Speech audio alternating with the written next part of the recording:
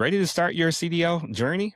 From your first lesson to your first professional driving job, Bumper to Bumper Easy CDL is here to help you move forward with confidence. Their easy to follow training resources help aspiring drivers prepare for the CDL permit test, understand the trucking industry, and build the knowledge needed for a successful career. Whether you're brand new to trucking, returning to the industry, or helping someone else earn their CDL, Bumper to Bumper Easy CDL makes the process easier to understand from bumper to bumper.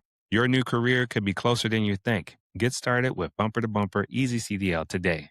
A proud sponsor of That's Delivered podcast with Trucking Ray, helping prepare the next professionals in the trucking industry. So don't just dream about being behind the wheel. Start your journey today.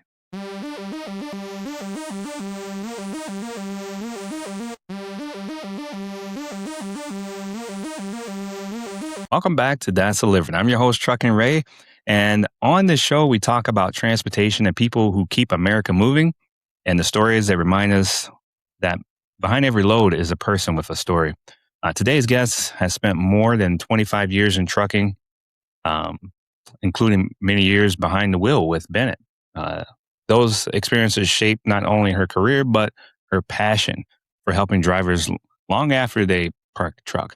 Today, she's the founder of Your Co-Driver and the Heart Driven Foundation, organizations dedicated to supporting drivers, improving retention, making sure no driver faces hardship alone. Jennifer believes trucking is more than just moving freight. It's about taking care of people who move it. So we want to welcome Jennifer Hartung to the show. We happy to have another episode of That's Delivered for you.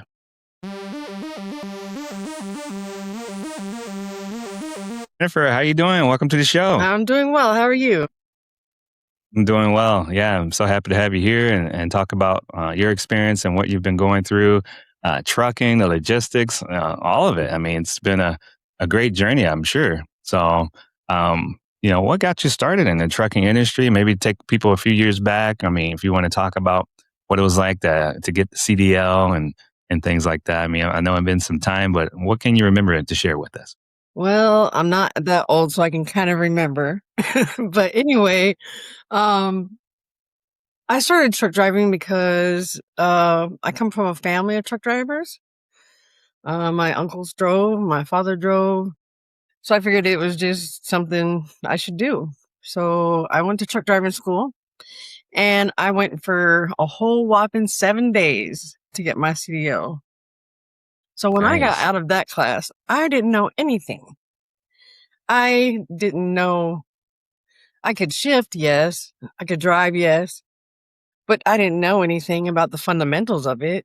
I didn't know about how lonely you're going to be. I didn't know about how tired you're going to be, how hard they push you, even from the beginning, you know? I didn't know all that stuff and I wasn't prepared. So that's why I do what I do now, so that I can help others be prepared. Yeah, I totally get that. Um, what was that? What was those first few moments behind the wheel like for you? Honestly, they were terrifying and exciting all at the same time. Um, Way back then, things were so different. A lot of people were on the CB all the time, and I remember my first load was going across Nashville, and I had never been in Nashville in my life. So this guy was on the CB, and he's like, "Hey, just follow me. I'm gonna take it all the way through." And I mean, I've got stories like that, like a lot of them. It used to be a lot closer knit community than it is right now.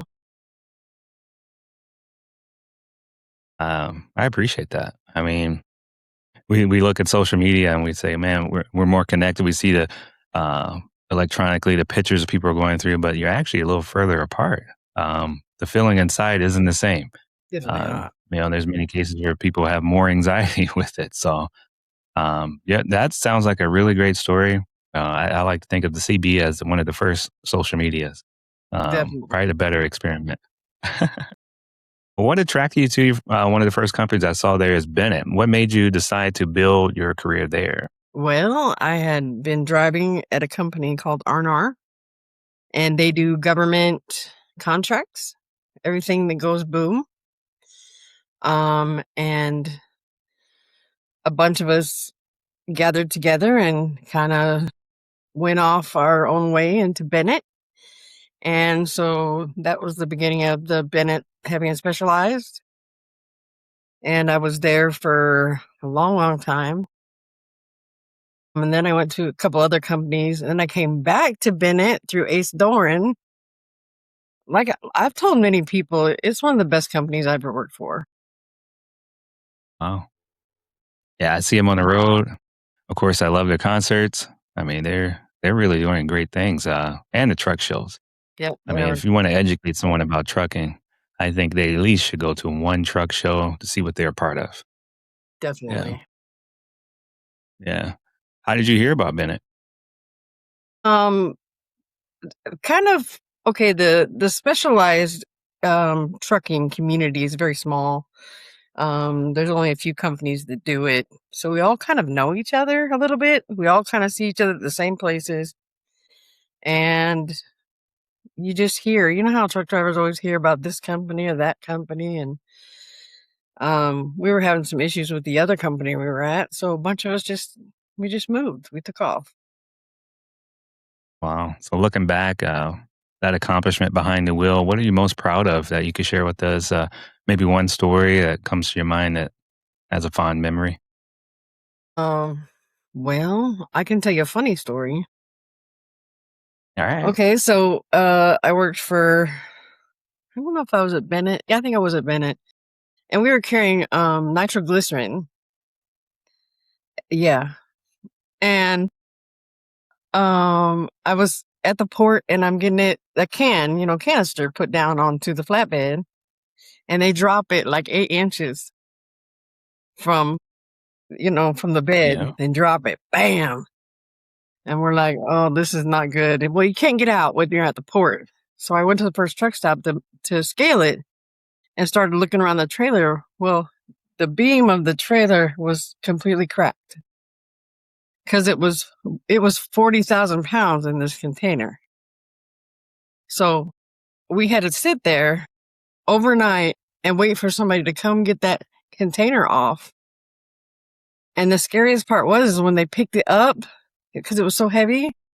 Um, the the chains that they used, not the chains, the cable that they used to pull it up snapped, and it went bam right back down on that trailer again.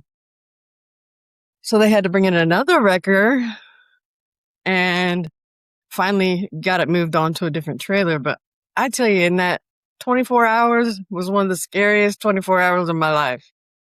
And it was funny. I'm scared just hearing about it. All the trucks moved away from around us because they could tell, explosives, crazy stuff going on. But it was like, you don't realize if something happens, we're all gone.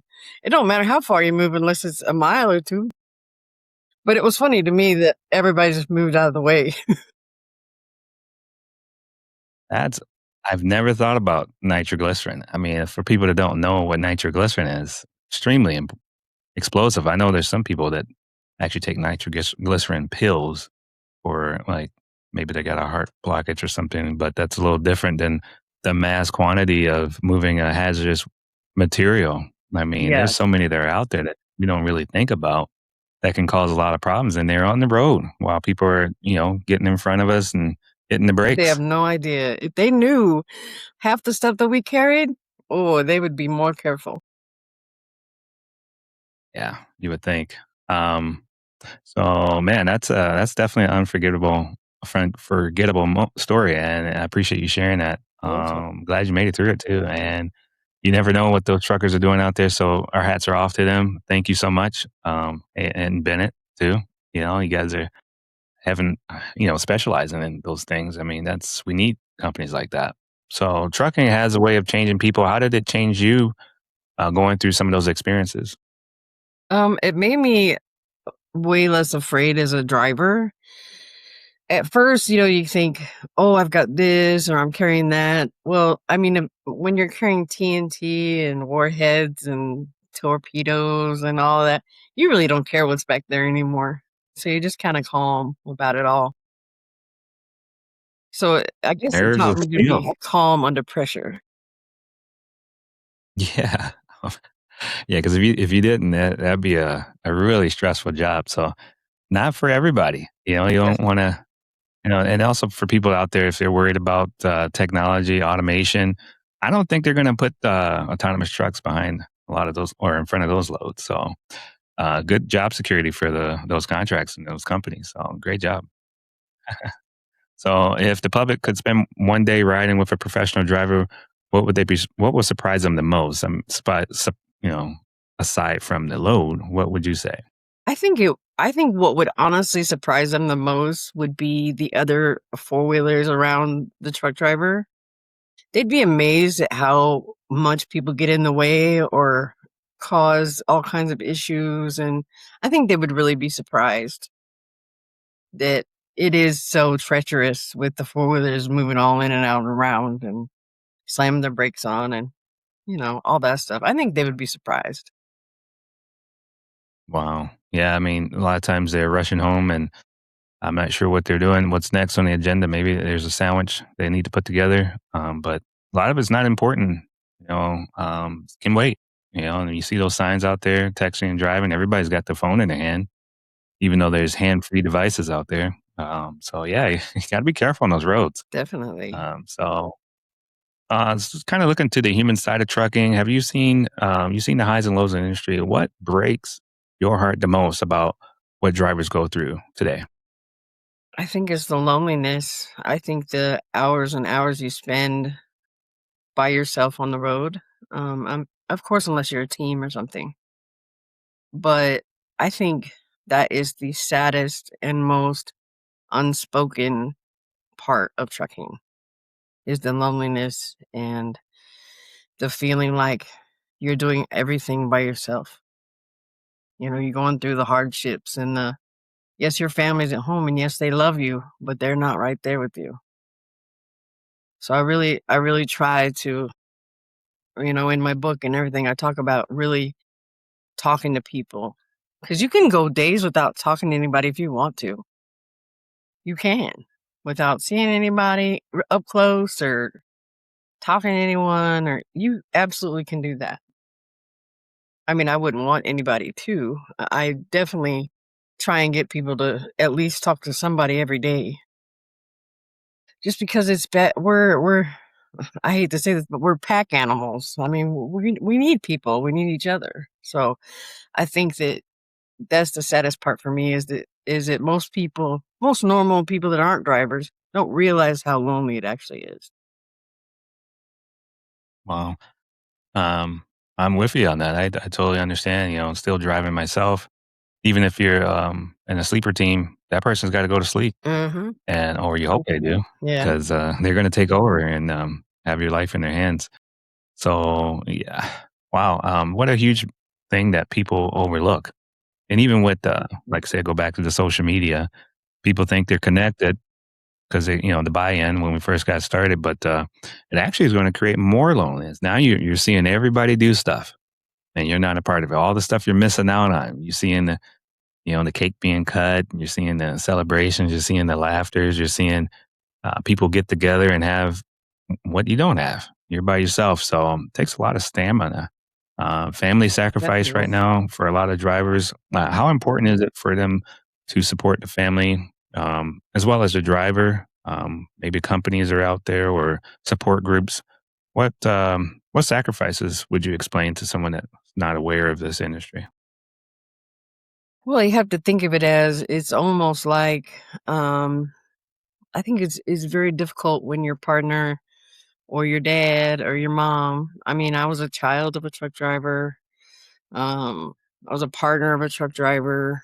Uh, I think the part of always being afraid of getting that phone call, always being afraid of, something happened, or your partner or your dad is in the snow wherever they are. So that I think the worry and the just need to be reassured. So I like to tell everybody at least call home long enough to say I'm okay or I'm doing all right. If that's all it takes, or a text message, because your family's worrying about you. You may not think about it, but they're thinking about you and they're worried. So keep that in mind.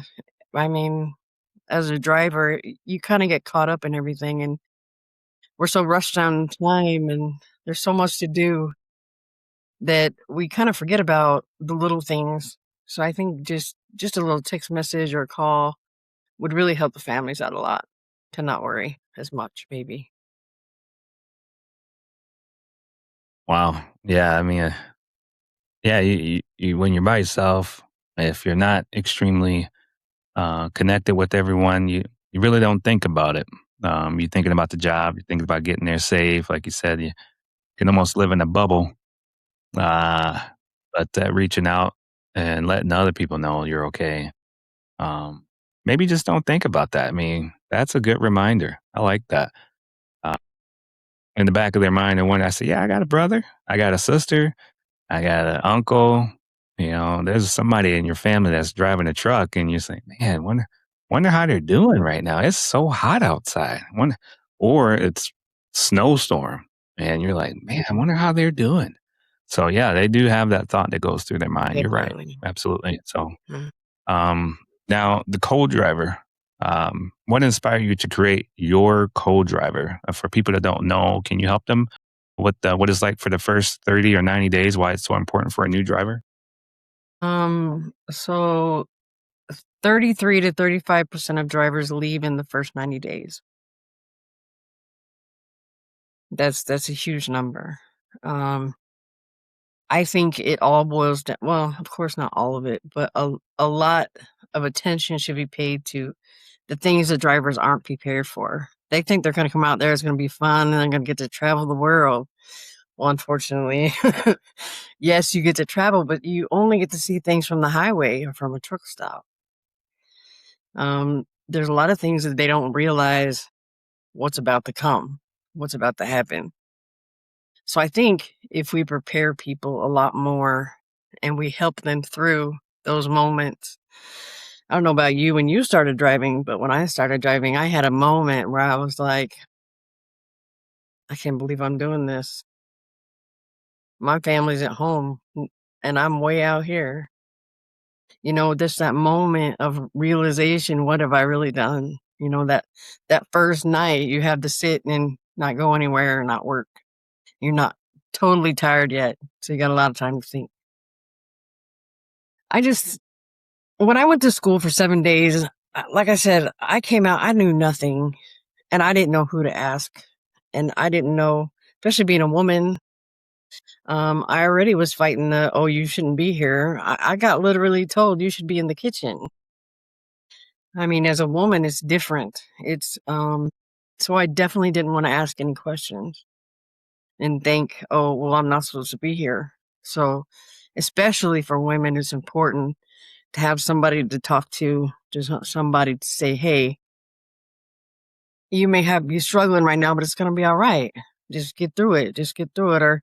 Or I can't figure out how to get my fifth wheel undone. I just had this happen the other day. I was talking to a driver, couldn't get his fifth wheel undone to save his life. And I just said, "Did you back up into it?" "Well, no, nobody told me that." Well, it was his first run. It was his first run by himself. No one told him you got to back up under against it to get it because he could have fought it all day and all night. It's not coming undone. You know that as well as I do. It's just the little things, that people don't know. And I just, I just think of it as I'm, I'm trying to support them through that transition between trucking school and their first 90 days. If I can help them along with that, and it helps them feel a little more supported, feel a little more noticed, because truck drivers, a lot, we don't feel like we've been noticed or that we matter because all these choices and all these decisions and laws and everything else have been made without us. They've been made for us, but without us. So I like to do everything I can to make my companies, both of them, all about the driver. To me, the driver is the mission because no one else is doing that. No one else is thinking about the driver. I went through it for 26 years. We're just not considered. Sometimes I feel like we're just a line on the expense report or just a number. We're somebody in that seat. I'm trying to make people realize that we're people. There are humans. We have families and we're happy and we're sad. And you may not see us and you may not even hear from us, but we're still people. And we need the same things that you Man, all do. I love it. I love your tone of your voice. You can tell that comes from your heart. It You does. wear your heart for everyone to see on display, and that's beautiful.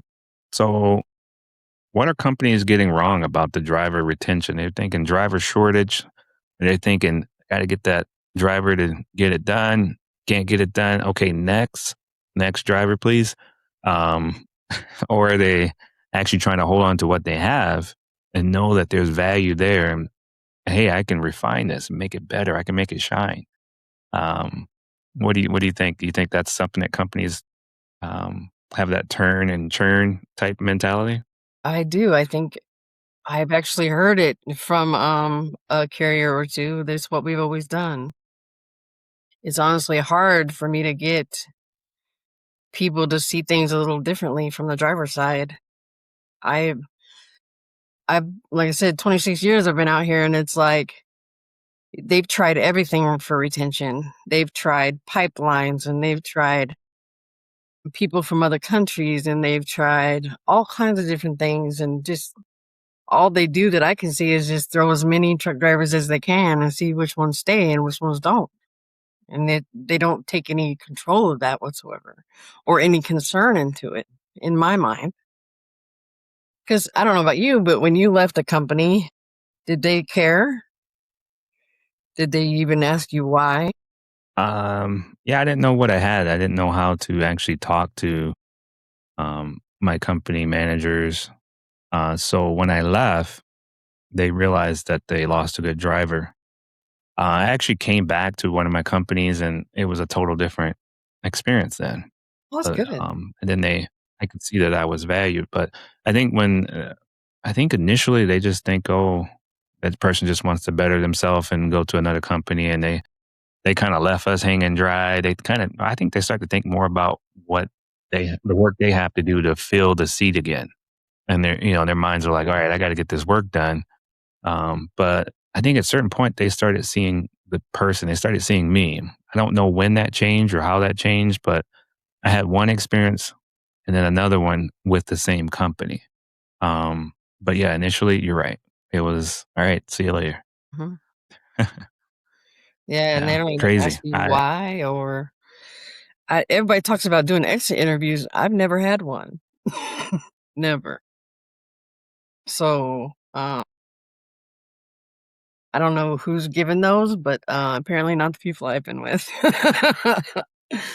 So, I mean I Uh, made co-driver really just to, create a support for drivers that just isn't there.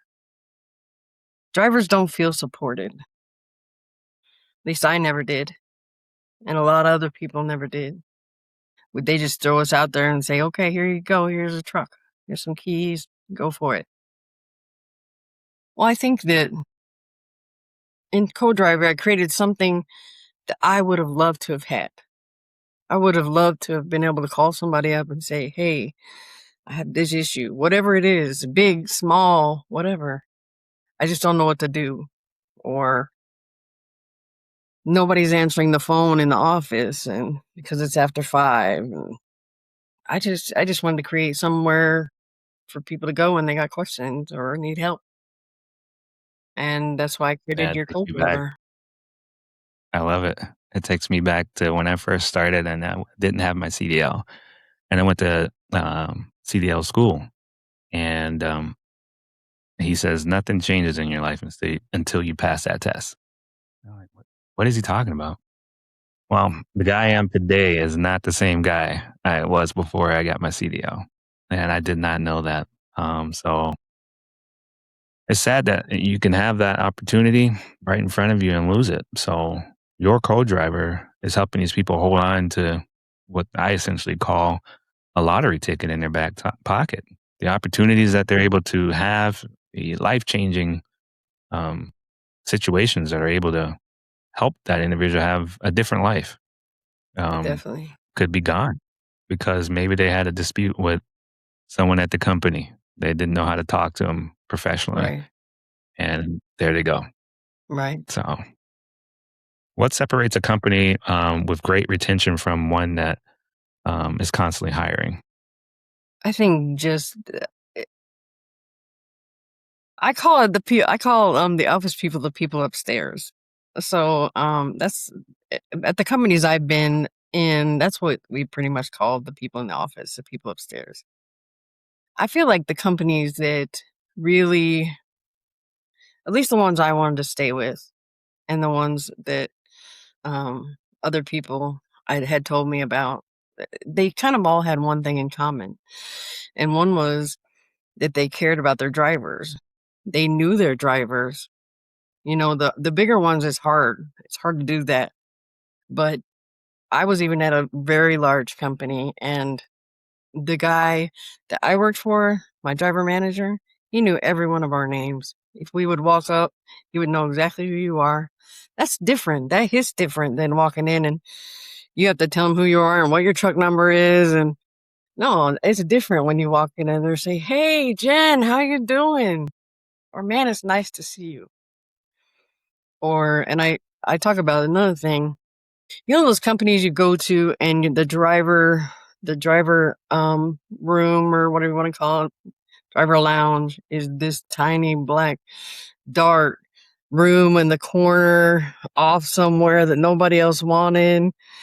And you know, there's maybe a rundown microwave and maybe a coffee pot that's old as the hills, and you know, it's grungy. And then you look at those other places that have big driver lounges and they got lounge chairs and um I mean, just even a clean place would be nice. A little bit of lighting, you know, that'd be helpful. But to me, when you walk in an orientation and they show you that driver lounge and it looks like the dark corner office that nobody wants, or it looks like this place was created for drivers. What does that tell you right there? That's a change right there. That's a mind shift in the driver's mind. Oh, these people care. Those people care what I think. These people care about me because they spent all this money to do this, not the corner office in the back that nobody else wants. It's dirty and has old chairs with holes in it. And you've been there. You know exactly what I'm talking about. That's why you're smiling. You know, you already know. Yeah, it's crazy how when you see that sometimes you think that's who you are, and you're like this. That's as you go home and try to tell somebody, hey, this is was like this. You know, the bathroom was like that, and they just don't get it. But the feeling that it makes you have, like that's like you think that's where you belong because this is your profession. You know, you go to these some truck stops and you're like, well, I see people around talking. I see people, you know, here working. They got staff, but this is like, what's going on? And you're like, well, this must be my place, and that's a sad place to put your mind. To it lowers you down when you we need to be raising everybody up, you know, You kn- and that's a lot of reason why I can relate with what you're doing. you know what you just said. The you feel like this is where you belong. This is where you're supposed to be. That it's in this dark place that's dirty, and that's what I'm trying to change. That's what I'm trying to change right there, is that the driver never thinks I belong in this dark, dirty place. My whole mission in the rest of my life, I'm 52, but the rest of my life I'm going to spend elevating drivers. Because in my mind, if you elevate drivers, you elevate the entire industry. Because we're the backbone of this industry, whether they see it or not. Yeah, I think we're the backbone of the middle class as well. I think so too. Last thing holding us from poverty, and as the middle class, they say, "Oh, the gap is getting wider." Well, who's holding the line? Yeah. What industry is holding the line? And I'm not trying to.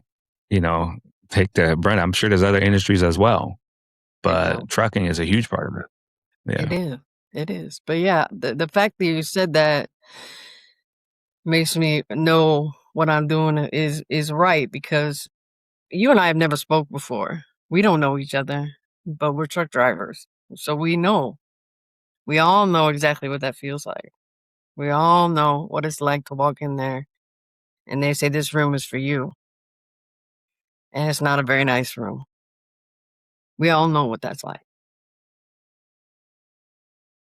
Yeah, especially when you see people at the top making millions, Right. um, Right. of the same company you work for, and you're like, "Huh, well, I guess it's their company." Yeah, I know a lot of truck drivers that say that, "Man, you can't be talking about it's their company. Just be glad you got a job." I was like, "Yeah, yeah, you're right."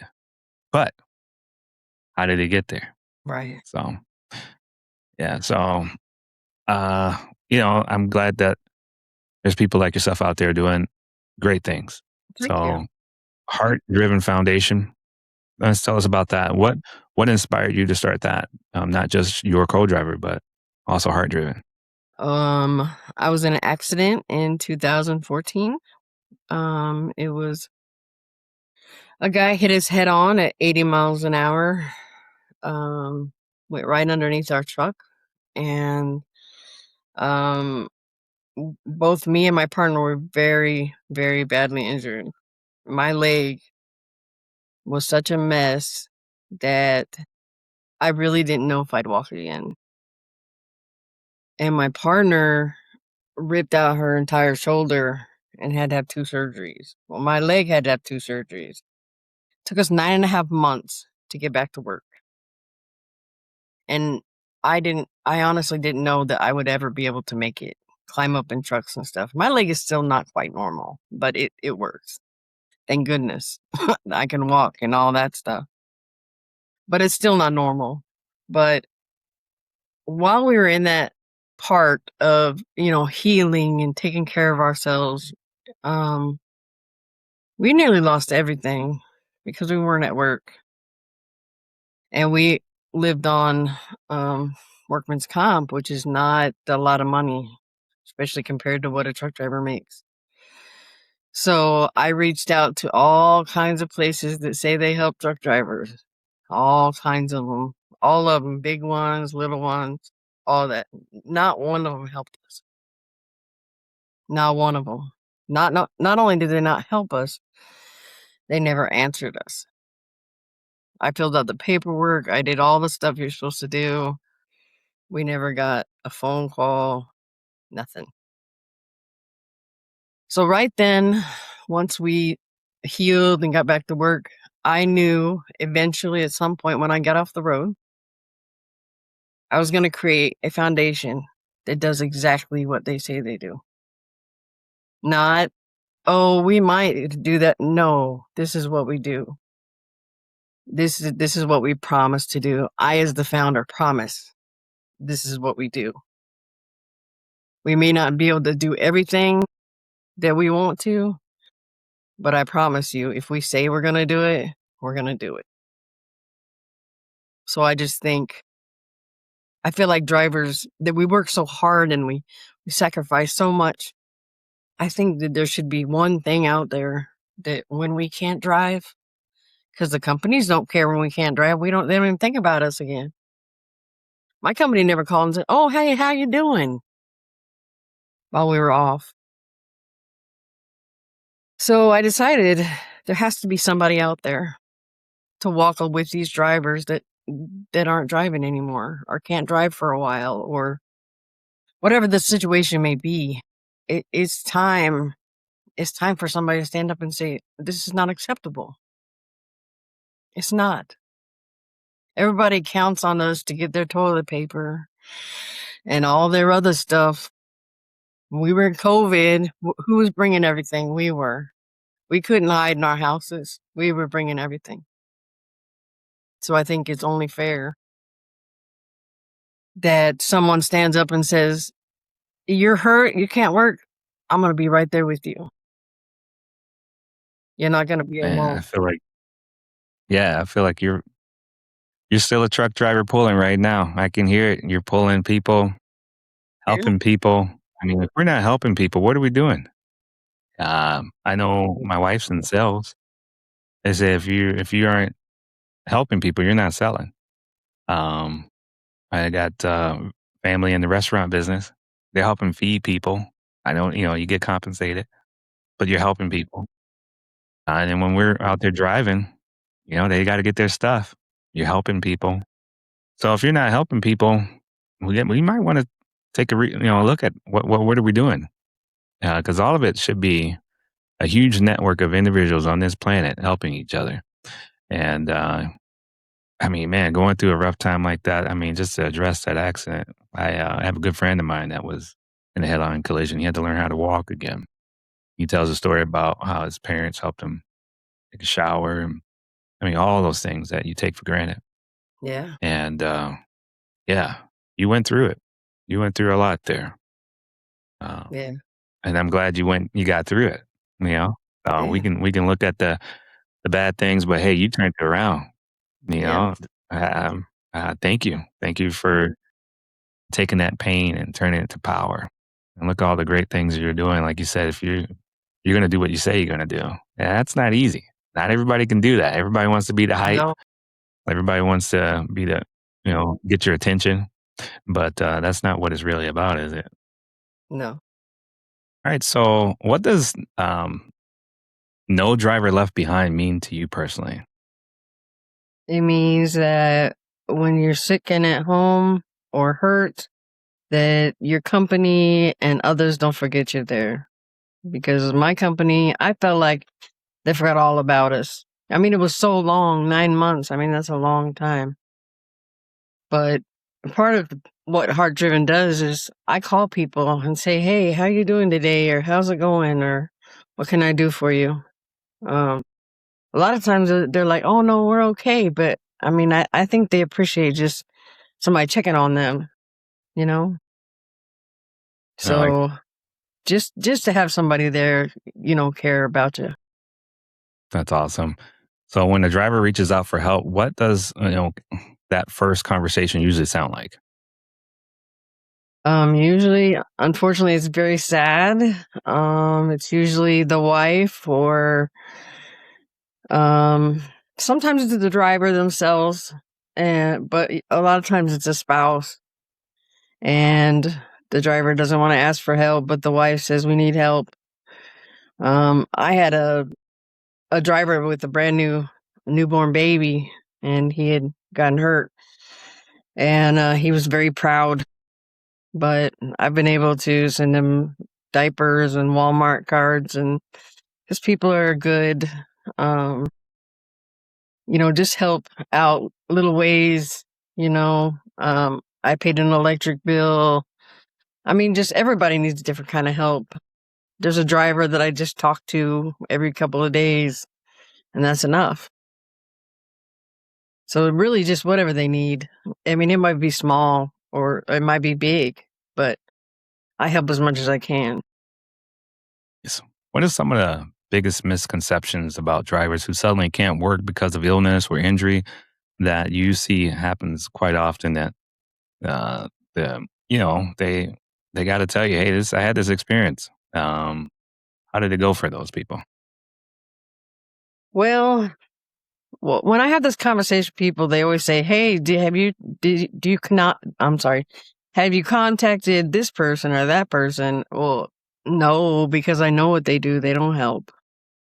So I think the misconception is that there's a lot of help out there for drivers. There's not. I'm telling you by experience, there is not a lot of help. They think that there's people just waiting and ready, but there's not. I promise you. And I'm not the only one that had that experience. I know of at least 10 other drivers that had the same experience. My partner I have now she had to have brain surgery. She ended up with a tumor and didn't drive for 12 months. Um, they couldn't get any help. They nearly lost their home. If it weren't for their church and other people and friends, they wouldn't have made it.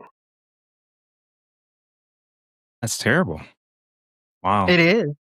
You It know, is. Not even their company helped them. That's what I don't understand is that you give all this time and all this energy and, sometimes blood, sweat, and tears to some of these companies, and they don't even call you and say, "Are you all right? How'd your surgery go?" Or, none of that stuff. And if you do call them for something, it seems like they don't have time or they're too busy. So I just want anybody who's hurt at home, and if there's something I can do to help, I definitely will. and so how can Yeah. truck companies support you guys? I think it's Um, something with that too, right? yeah, we need all the help we can get. I'm still very small. It's me and a couple of friends, and we do what we can. I've had very little support, and I was really surprised. I really thought that once I started this, people, especially the companies, I thought, oh man, the companies are going to help me. I haven't had one trucking company give $1, not one.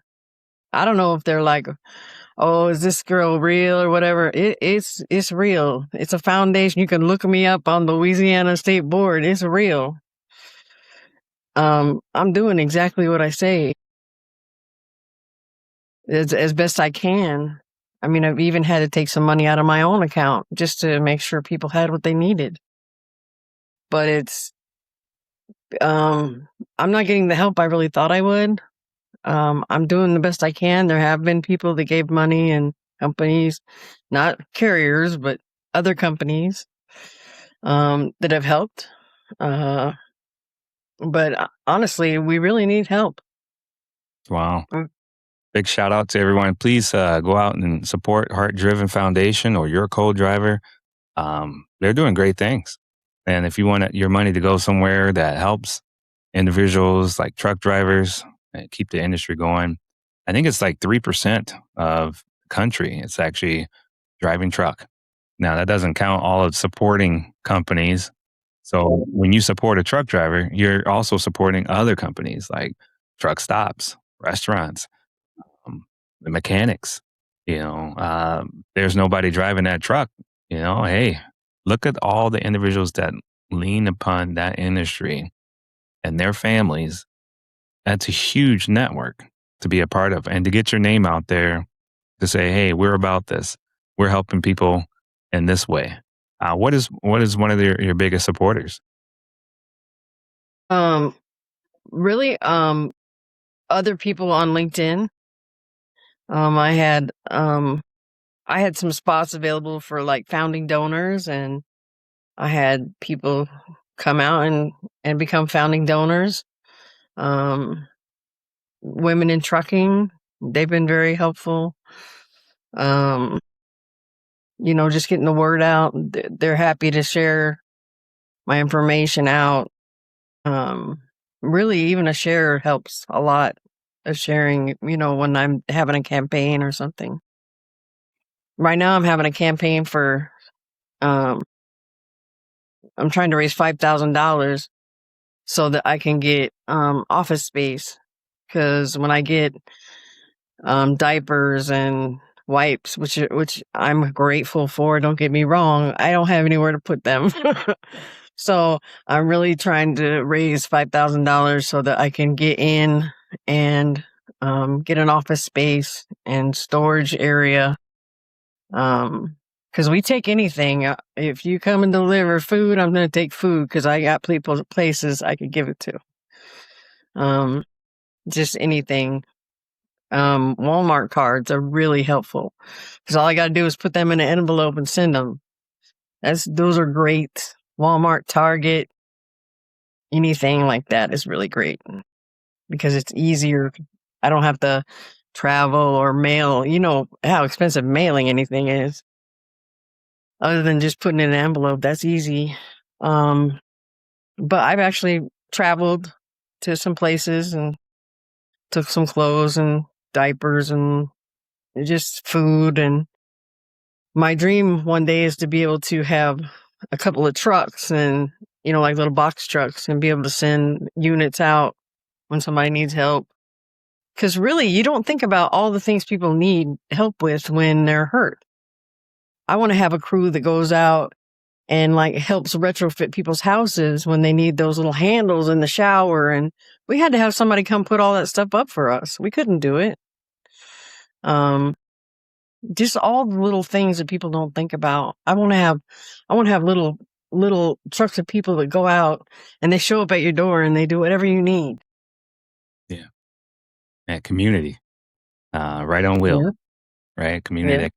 So that's important. I mean, you are a true leader in helping people when they need it, leading with compassion. Why do you think empathy is such an important quality to have as leadership teams or as an individual? Well, I have not been a leader a whole lot. This is relatively new. But I think it's important to always remember that every member of your team is just as important as the next one. If we could get trucking companies to realize that, and truck stops and everywhere else to realize that this person is just as important as this one. Yeah, I lead my team, but they're all just as important as I am. I was just the one to stand up and say, hey, we're going to do this because somebody needs to. Nice. Can and then kindness actually improve drivers to be safe on the road. Um, Driver retention seems like you catch more. How do you say that? Catch more flies with honey than vinegar. I don't know if I got that right, but that just wham bam, just get it done type mentality is you're going to actually get less results. What do you think when you show kindness to drivers out there? What do you think it does for the industry as a whole? I think it does a lot because I know a safety guy, and well, you know how all drivers feel about safety guys, but I know a really good safety guy, and he said that he had a driver come in and he was just nice to him, and the driver was just shocked that he was being nice to him. I think trucking as a whole and drivers as a whole deserve somebody to be nice for them. Because a lot of times people don't want us to park here and they don't want us to do this and they don't want us to do that. And they want their stuff, but they don't want to see the trucks and they're loud and all that other stuff. And I just feel like it's not hard to be nice. It's easy. It's just a choice. You make a choice. I'm going to be nice. Yeah, and if more people are doing it, it gets to be popular. Right now, it seems like people want to get that clickbait going and do the thing that, well, probably shouldn't do. Right? You just get them on camera. We don't have to actually help the person. We just want to get the footage.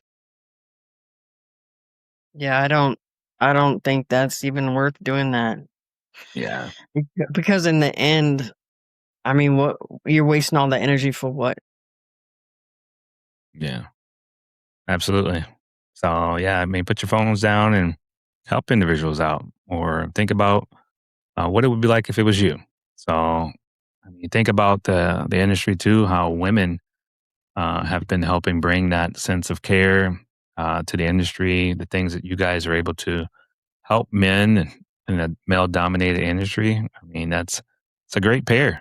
Why should we should invite more women into the industry because I think that empathy will also come along with it. So, how has the industry changed for women since you first started driving?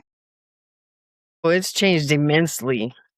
Um, Way back when dinosaurs roamed, when I started driving, um, there was a lot of places, truck stop even, that didn't have women's restrooms. They didn't have showers that women could use. They were all male. Um, it's getting better now, but there was a lot of receivers and shippers that didn't have women's restroom for drivers to use. Of course, they had office people could use them, but we couldn't use theirs.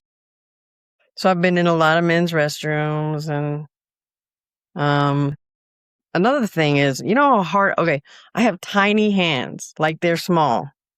You know how hard it is to find a pair of gloves and a truck stop to fit a small-handed person? Really? It's very difficult.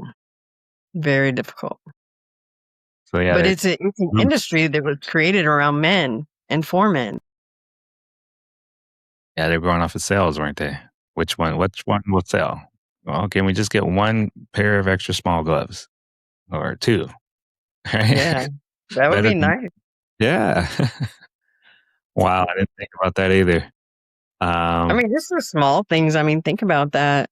I mean, there's all kinds of male warm clothes for the winter at the pilot or the truck stop or the Loves or but there's there a lot of female clothes in there? No, there's not. yeah, I gotta do better with that myself. I have merchandise that I make for truckandray.com. So yeah, I consult with other women and say, what would you guys like? And so I need to widen that out too. Yeah, Loves. the gloves, man, it's hard to get those going. We gotta break down those barriers. So thank you for mentioning that. I think even training. Had another guest on as well. They're saying how training is just taking so long to conform to that they want to pair up men and women and have them go into sleeper and things like that. Put them in difficult situations that that's just what we do. But is that what you should do? And yeah, we got a lot of work to do yet. Definitely. What advice? We're still really a small percentage, but we're getting bigger all the time. Yeah. What advice would you give women who are thinking about earning their CDL today? I think you should definitely do it because it is the best choice I ever made. Even being a woman, even how difficult it was, there is a pride. There's a pride that comes with truck driving, especially you know when you're out there and you do this. The little kids are doing that. There's no better feeling than that. There isn't. There's a lot of pride in being a truck driver. People look at us all kinds of ways, but we still feel you feel that pride inside of you just being a truck driver. At least I do. Yeah, I do too. And a lot of reasons why I started the podcast is to keep these conversations going. Um, you go through tough times and you wonder, who else is feeling this way? Well, here we go. You got something you can listen to. You got Jennifer Hartung. She's rocking and rolling out there. I mean, you're doing great things. Keep going. Looking ahead, where do you hope that Heart Driven Foundation is in 5 years from now? 5 years from now, I would like several locations in the United States so that when the truck driver does need us, we're closer. I'd like to have, like I said, the little box trucks that we send out with people to help, food, whatever it may be. I also, as soon as I can do it, I can't do it yet because there's just not enough of me.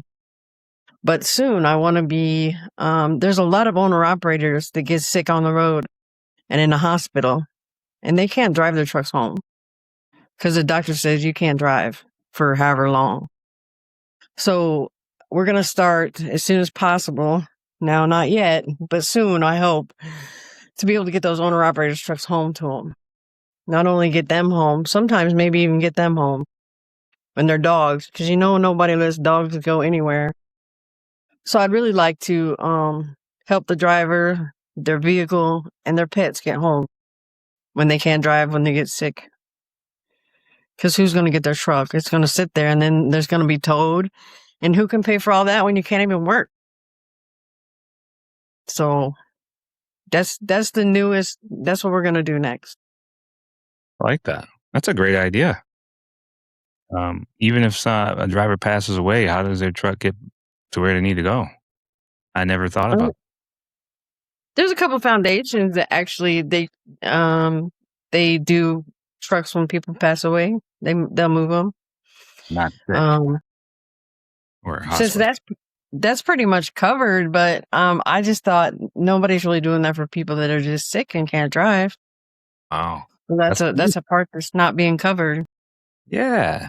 Great job. Great idea. You got a great business plan there and great business mind, and that's a leader in the industry that we need.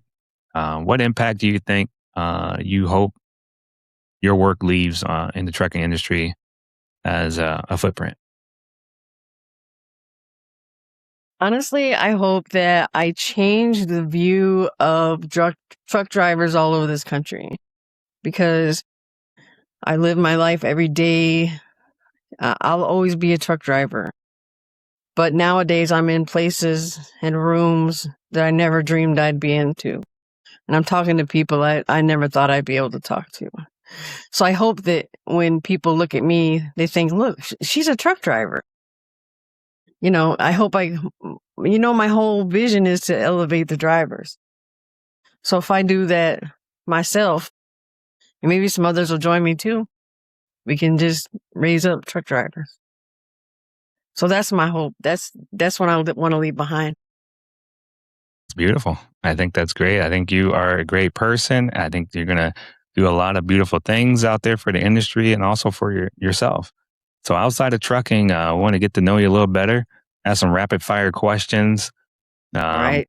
yeah. Do you like coffee or tea? Which one? That seems like the two main runners. But if it's not those two, what else do you like? I like both. Nice. Nice. What type of tea? I like sweet tea because Oh, I'm a Southern girl. yeah. That's awesome. Louisiana, right? Yep. All right. Yeah. I get to drive through there quite a bit on my route. So I love the scenery. It's a beautiful state. Yeah. It is beautiful. What's your favorite highway that you like when you're on it, even if it's under construction? But what's one of the highways you like the most? The one leading home, There you go. whatever that one is, whatever one gets me home, that's the one. So, do you prefer automatic or you're a manual? You like which one you like the best? Automatic every day, any day. Yeah, well, I got to work so hard, right? Yeah. If it can do it for me, and hey, let's go. Best trucking advice you've ever received out here in the industry or on the road? That's a really good question. The best advice would be to cover your own butt. CYA. Mm-hmm. Yeah, yeah, that's a daily thing. Yes. You got to really think about what is it that this would do, not just for me, but my family. These decisions. Yeah. Yep. Excuse me. What is one thing that describes trucking the most? And if you were to use one word, Chaotic. I love it. Yeah. So, and then what's one word that describes your mission and what you're trying to do? The driver. There you go. I love The it. mission is the driver. You're doing it. Thank you so much. You got through those rapid fire questions. Thank you. Now, Jennifer, you spent decades moving freight and hazardous material and a lot of different things on your load. And now you're spending time moving people forward. So thank you for doing that. It's definitely a legacy that you're leaving behind. And if a driver's listening today and remember just one thing from the conversation, what would you hope it would be that they remember? They're not alone. Nice and That's simple. what I want to do. Yeah. Yeah, I like that. So if trucking has given you so much throughout your life, what do you think you feel you owe back to the industry as something to say thank you? To leave it better than I found it. Hey, I like that. A lot of people forget about that. They say, "Hey, can I borrow something?" And then they give it back all tore up, and you're like, "Man, I don't know if I want to let that person borrow that anymore." Yeah. Just on a simple level or something really small. So think about it on an industry level. How do we want to leave this industry? Worse than we found it? No, not me, and not Jennifer, not you. So hopefully the No. listeners out there want that same thing too, want something better. So thank you so much for being on the show. I know your time is important, and you took that time today to deliver your message and be on the show. So thank you. Thank you for having me. I appreciate it. Yeah. So in closing, wanted to thank you for joining us. And the story is a reminder that trucking isn't just about freight; it's about people. After more than 25 years behind the wheel, you've chosen to give back in very industry that shaped your life. So it's Through your core driver and heart driven foundation, you're helping drivers navigate some of the toughest moments that they ever face. Some of the worst moments that we don't want to think about, but it happens. And what kind of service, that kind of service is what we want. When it's all said and done, when we step out of the truck, it simply takes on a new form. Thank you for sharing your story and reminding us that no one has to walk through life's hardest miles alone.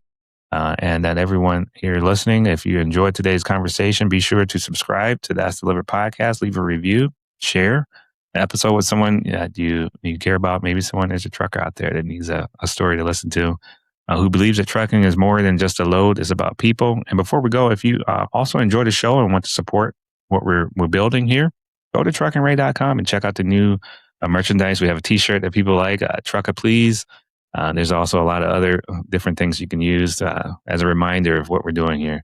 So every purchase helps us continue bringing you meaningful conversations, sharing the stories of people who keep America moving, and growing this community 1 mile at a time. And always, as a phrase that we like to use, is keep trucking, right? But don't stress, just do your best. And that's delivered. When the truck stops are full and the highway ramp shouldn't be your only option, Truck Parking Club offers drivers another solution. Find and reserve available parking before you arrive, avoid the ramp, plan ahead, and get the rest you need in a designated parking space. Visit Truck Parking Club and use promo code DELIVERED. Truck Parking Club, a better option than parking on the ramp. If your website drags, you're losing loads of business. Slow loading times, broken links, and confusing pages can drive customers away. Tree Ring Digital can check your website and help identify what may be holding it back. Don't let a slow website cost you your next load of business. Visit Tree Ring Digital and get your website checked today. treeringdigital.com/delivered. Tree Ring Digital, helping your business move forward. If your truck seat is worn out and uncomfortable or leaving you sore, it may be time for an upgrade. Seat Specialist offers quality replacement truck seats designed for driver comfort because when you spend hours behind the wheel, the right seat makes all the difference. Visit seatspecialist.com and use promo code TR10 for you to save 10%. Seat Specialist, a better seat for the road ahead.